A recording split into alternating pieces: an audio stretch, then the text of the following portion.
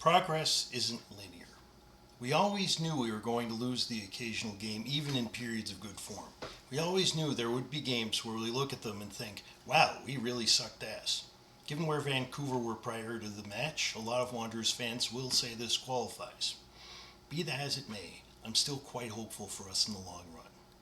Vancouver FC 2-1 over Halifax Wanderers at the Willoughby Community Centre.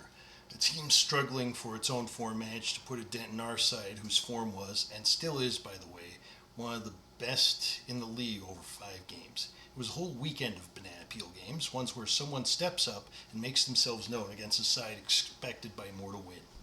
To be honest, we definitely looked off the pace on Friday, and even regularly reliable players, ones where players noticeably struggling, at best up and down, and at worst quite poor. I can imagine they've been feeling the effects of the long flight even with 2 more to go over the weekend, a common potential pitfall for any team. That said, we really should be doing better than some of the moments we had in this game. This was the first CPL start for Vancouver number 2 goalkeeper Jeremy Zielinski, who had as good a game as one would expect from a first-time or second-string keeper looking to prove himself. Not terrible, but not exactly prime Buffon. We start on the attack for the first few minutes. After 1 minute, Daniels, Farron, and Watson made a pretty decent go of it right out of the gate and held the ball up well to start, but couldn't close the deal. We got a convincing corner kick in the 4th minute, but sent it way off target. Callum Watson tried to hit it from distance immediately after, but it landed right into the hands of the new Vancouver keeper. Overall, we struggled big time to finish our dinner despite a great start in creating chances.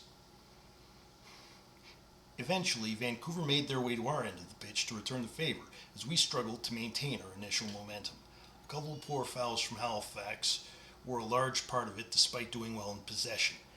At the 10th minute, this would end in the home side opening the scoring, with Bitar making his team proud on the end of multiple chances and closing the deal on the last of them. Jan Fillion reminded me of an unpleasant goalkeeping moment from last year, as he visibly panicked during the Vancouver FC attack, going halfway to Haida Gwaii in an effort to stop Hundle. Fillion pulled back quickly after realizing his initial mistake, but not quickly enough to prevent Hundle from passing it to the ex-Cavalry player Kentav, who in turn would assist Bitar on his way past the defenders who were covering for our keeper, thus opening the scoring for the expansion side. The Wanderers appealed for offside, but the ref ruled it free and clear. I didn't see an offside there at all myself. I wish I did. 1-0 Vancouver. It wouldn't take long for Halifax to make up for that blunder, as Fillion came in with a belter of a goal kick that nearly went route 1. Vancouver dealt with that, but the Wanderers kept going for it. An Omar cross, a Farron reception, and a dramatic slide from Coimbra to kick it in. Confidence newly found for the visitors and concerns newly justified for Van FC. Unfortunately, that was the most pressure we were really able to put on them for quite a while. We put up a few good defensive displays, with Vancouver not slowing down much either, but most were desperate, not quite as snappy as solid as they'd been in the month of June. We gave Vancouver a few corners they didn't really need due to frantic clears of the ball where there was once a lot more purpose and accuracy. We generated 6 corners of our own to Vancouver's 5, but they were all at a fraction of the quality seen in recent matches prior. Caligari, the centerpiece of this East Coast team, was clearly gun-shy, being 1 caution away from a 2-game accumulation suspension.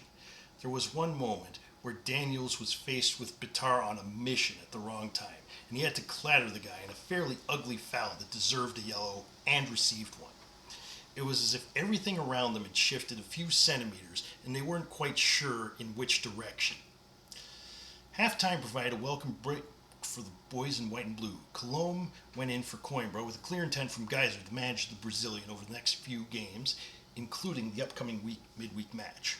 Except for a very close but exhausted effort from a prone tail Colombe to send the ball into an open net, which was unsuccessful, and a well-placed Fernandez cross into an offside player, the second half started out as slowly as the first half started quickly. However, it didn't take that long in the second half for Mikhail Kantav to go ahead and win the day for the Fraser Valley side, as Halifax made a good run to the home team's box with a powerful clear from Rocco, beginning what would prove to be a deadly counterattack, leading to a great Vancouver team goal. Bitar picked it up and passed it to Kwok Min-jae, who tapped it to Hyundai, who sent it to Kintav, who rolled it into the net with incredible precision, exactly past the best effort of Fillion to stop it. Kintav is clearly a good get for Vancouver, and he definitely proved himself on the night. The Wanderers knew they had plenty of time left to take things back even now and played like exactly that. Despite this, there was a free kick off of Campagna's wrestling-esque foul that earned him a yellow card. The ball looked to all the stadium like it was in, except it narrowly hit the corner of the goal between the outside of the net and the solid supports. It's understandable how everyone thought it was a goal, players, fans, and commentators alike. Halifax made 4 major subs around the 70th minute, and a lot of efforts to equalize again that didn't quite take, with Fumpa Mandwe's over-the-bar header at 87th minute standing out among them. In the end, we simply ran out of time. Vancouver with, to be honest, a well-earned 3 points at their own ground. I can compare it to the Canadian national men's team, who have come incredibly far over recent years, but not without some hiccups of their own. They made it to the Nations League finals, only for the USA to have one of the easier games they'd have so far this year against them.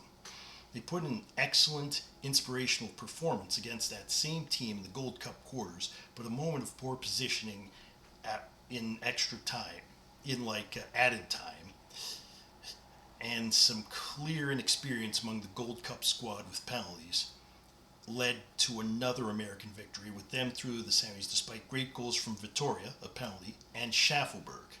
USA 2-2 Canada, 3-2 Penn. In both cases, we know how far we've come, and equally how far we've yet to go.